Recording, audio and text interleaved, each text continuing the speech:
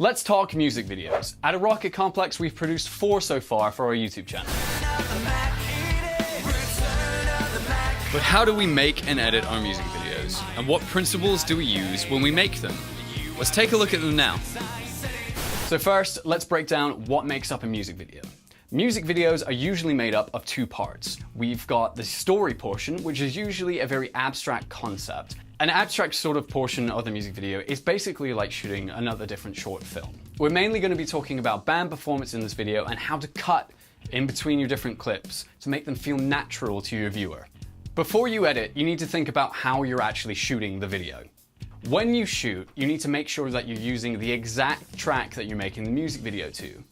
Don't please do a live version. It will be impossible to sync up absolutely every single time. No one is 100% perfect to the speed that they are to the track that they've recorded. That's why most musicians record to a metronome. You want to give yourself the best opportunity to sync all of your different clips and shots up in post, otherwise you're not going to have any chance. If you've picked an abstract sort of story section, say a dark and moody sort of environment, industrial maybe, you need to think about where you're shooting your video first. What you don't want to be doing is if you're shooting a song that's dark and moody, you put yourself in a summer field during the day. That's going to be really hard and feel like a hard juxtaposition. Not everything in filmmaking is a hard rule though. It's up to you. Once you know the rules, you can break them freely and as much as you like.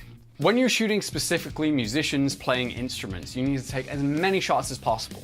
For the music video I'll show you later in this video, we took 64 different shots of all of the band members playing different instruments. This will take a while to shoot, but if you don't have time, don't worry. Just get as much as you can when you can. So now that you're done shooting, let's bring in all the footage. But first, before you get carried away with editing, the best thing that you can do for yourself is to manage your media. If you take in a card from a camera and import all the footage, you want to be making folders that say guitar or guitar plus drums and break down all the clips like that. It will be so much easier for you to find the clips later on. It'd also be great if you could name them. Say you can name them guitar 1, guitar 2 and just go down in numbers, or ABC, however you feel. Keeping organized is half the battle as an editor. When beginning to build out your music video project for editing, try and edit from an external drive. This leaves your machine to worry about running your NLE and operating system and not having to take up internal bandwidth transferring files back and forth. Back up your files if you can as well. Once you've brought in each clip, watch it back and find your favorite sections of the song. Once you've favored those sections, export them or internally in your editor, sync them up with your track. That way, whenever you're watching the next section back, you'll know where all of the best clips are and just have to do one watch through. With media management out of the way, it's time to talk about Multicam. Multicam is an amazing way for editors to see multiple streams of video all at the same time. In Return of the Mac, we used a 64-shot multicam to get most of the band's performance. So what I did when I was editing this video is I just went through and favorited each individual clip, and then when I saw the bits that I wanted in this specific part of the music video, I flipped between them. Now's the part that you need to make it musical. If you're just an editor and not a musician, this will be a great tip for you. To make your music video feel musical, you need to edit to the beat. Beat editing is one of the most principal things that you can do as an editor. A good thing to aim for, if you can hear them, is the kick drum and the snare drum. Find the points where you want to cut, find the kick drum of that beat, and cut there. If you struggle to hear any of that the first time, don't worry. What you can do is use your mark tool in your editor to hear the track and just tap along to it. So the other great point about music videos is to keep your shot length very short. 2 to 3 seconds is often the standard for music videos. Again, if there's sections that are slower and they need to feel a little bit more dramatic, you can keep a longer shot length. If things are getting frantic and fast-paced in a portion of the music video, you need to cut really, really fast because you are the visuals conveying that emotion to the audience. You need to think about your music video as if it's your instrument. Another great tip is to always cut between different types of instruments when doing a band performance, to give it a lot of visual variety and give your audience fresh eyes every time they see maybe a guitar lick or solo, the drums kicking in. Just try and make it a variation throughout. If you just do a heavy guitar section, people will get bored of saying the same thing over and over and over again. The other thing that's great about fresh eyes is take a break when you need it.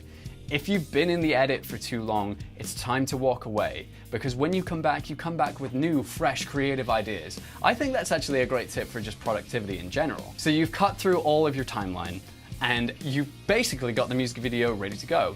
What little bits of like salt and pepper, what seasoning can you put on top? Let's look at effects that you can add in, and a lot of people add into music videos. One effect I see all the time is an effect called earthquake, Shakey Cam.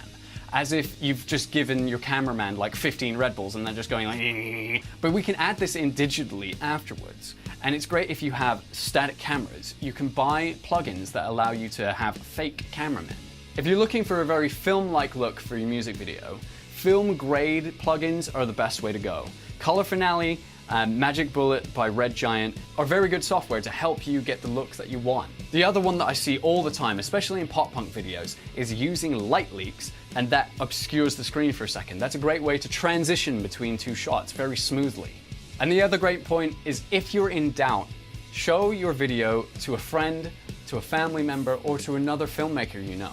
Filmmaking is the greatest team sport that you can get involved with. Collaboration makes everything better. I really believe that. And there you go. Those are some of my tips on how to edit a better music video.